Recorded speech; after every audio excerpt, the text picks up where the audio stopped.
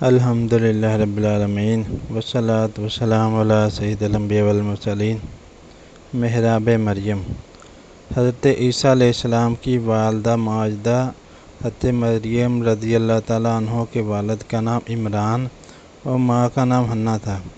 جب be be مریم اپنی ماں کے شکم میں تھیں اسی وقت ان کی ماں نے یہ منت مان لی تھی کہ جو بچہ پیدا ہوگا میں اس کو بیت المقدس کی خدمت کے لیے آزاد کر دوں گی۔ چنانچہ جب حضرت مریم پیدا ہوئیں تو ان کی والدہ ان کو بیت المقدس میں لے کر گئیں۔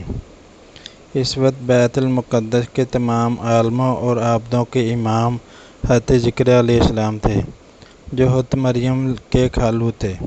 حضرت زکریا علیہ السلام نے حضرت مریم رضی اللہ تعالیٰ عنہ کو اپنی کفالت اور پرورش میں لے لیا اور بیت المقدس کی بالائی منزل میں تمام منزلوں سے الگ ایک محراب بنا کر حضرت مریم رضی اللہ تعالیٰ عنہ کو اس محراب میں ٹھہرایا۔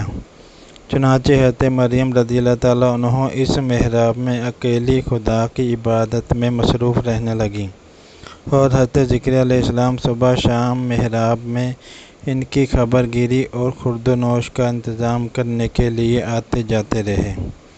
چند ہی دنوں میں حضرت مریم رضی اللہ تعالیٰ عنہ کی محراب کے اندر یہ کرامت نمودار ہوئی کہ جب حضرت زکریا علیہ السلام محراب میں جاتے تو وہاں جاڑوں کے پھل گرمی میں اور گرمی کے پھل جاڑوں میں پاتے۔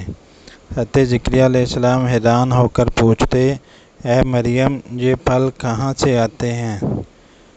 تو حضرت مریم رضی اللہ تعالیٰ عنہ یہ جواب دیتی ہیں کہ یہ پھل اللہ کی طرف سے آتے ہیں اور اللہ جس کو چاہتا ہے بلا حساب روزی عطا فرماتا ہے۔ حضرت زکریا علیہ السلام کو خداوند قدوس نے نبوت کے شرف سے نوازا تھا مگر ان کے کوئی اولاد نہیں تھی اور وہ بالکل ضعیف ہو چکے تھے۔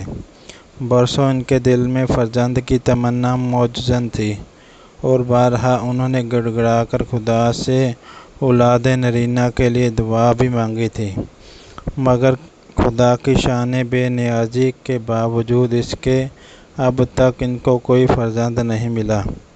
جب انہوں نے حضرت مریم رضی اللہ تعالیٰ عنہ کی محراب میں یہ کرامت دیکھی کہ اس جگہ بے موسم کا پھل آتا ہے تو اس وقت ان کے دل میں یہ خیال آیا کہ میری عمر اتنی ضعیفی کی ہو چکی ہے کہ اولاد کے پھل کا موسم ختم ہو چکا ہے مگر وہ اللہ جو حضرت مریم کے محراب میں بے موسم کے پھل عطا فرماتا ہے وہ قادر ہے کہ مجھے بھی بے موسم کی اولاد کا پھل عطا فرمائے۔ چنانچہ آپ نے محراب مریم میں دعا مانگی اور آپ کی دعا مقبول ہو گئی اور اللہ تعالیٰ نے بڑھاپے میں آپ کو ایک فرزند عطا فرمایا جن کا نام خود خداوند عالم نے یحییٰ رکھا اور اللہ تعالیٰ نے ان کو نبوت کا شرف بھی عطا فرمایا۔ قرآن مجید میں خداوند قدوس نے اس واقعہ کو اس طرح بیان فرمایا ہے۔ ترجمہ کنز الایمان۔ جب زکریا اس کے پاس اس کی نماز پڑھنے کی جگہ جاتے اس کے پاس نیا رزق پاتے، کہا اے مریم یہ تیرے پاس کہاں سے آیا؟ بولی وہ اللہ کے پاس سے ہے، بے شک اللہ جسے چاہے بے گنتی دے۔ یہاں پکارا زکریا اپنے رب کو بولا، اے میرے رب مجھے اپنے پاس سے دے ستھری اولاد، بے شک تو ہی دعا سننے والا۔ تو فرشتوں نے اسے آواز دی اور وہ اپنی نماز کی جگہ کھڑا نماز پڑھ رہا تھا۔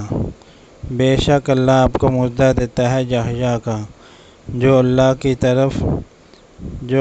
طرف کے ایک کلمہ کی تصدیق کرے گا اور سردار اور ہمیشہ کے لیے عورتوں سے بچنے والا اور نبی ہمارے خاصوں میں سے ہے۔ درس ہدایت۔ اس واقعہ سے مندرجہ ذیل عبرتوں کی تجلی ہوتی ہے جن سے ہر مسلمان کو سبق حاصل کرنا بہت ضروری ہے۔ حضرت مریم رضی اللہ تعالیٰ عنہ با کرامت ولی ہیں۔ واقعہ مذکورہ سے معلوم ہوا کہ حضرت مریم رضی اللہ تعالیٰ عنہ صاحب کرامت اور مرتبہ ولایت پر فائز تھیں۔ کیونکہ خدا کی طرف سے ان کے محراب میں پھل آتے تھے، اور وہ بھی جاڑوں کے پھل گرمی میں اور گرمی کے پھل جاڑوں میں۔ یہ ان کی ایک بہت ہی عظیم الشان اور واضح کرامت ہے، جو ان کی ولایت کی شاہد عدل ہے۔ عبادت گاہ مقام مقبولیت ہے۔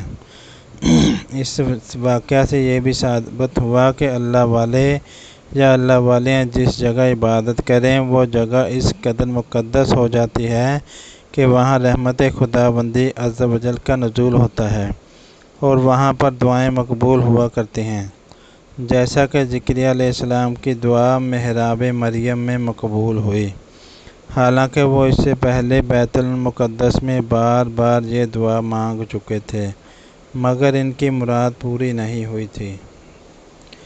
قبروں کے پاس دعا۔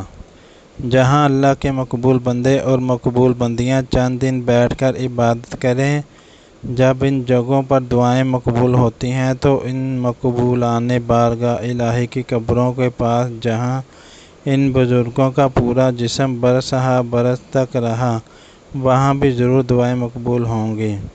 چنانچہ حضرت امام شافعی رحمۃ اللہ علیہ کا بیان ہے، جب کسی مسئلے کا حل میرے لیے مشکل ہو جاتا تھا تو میں بغداد جا کر حضرت امام اعظم ابو حنیفہ رحمۃ اللہ علیہ کی قبر مبارک کے پاس بیٹھ کر اپنے اور خدا کے درمیان امام ممدوح کی مبارک قبر کا وسیلہ بنا کر دعا مانگتا تھا، تو میری مراد بر آتی تھی اور مسئلہ حل ہو جایا کرتا تھا۔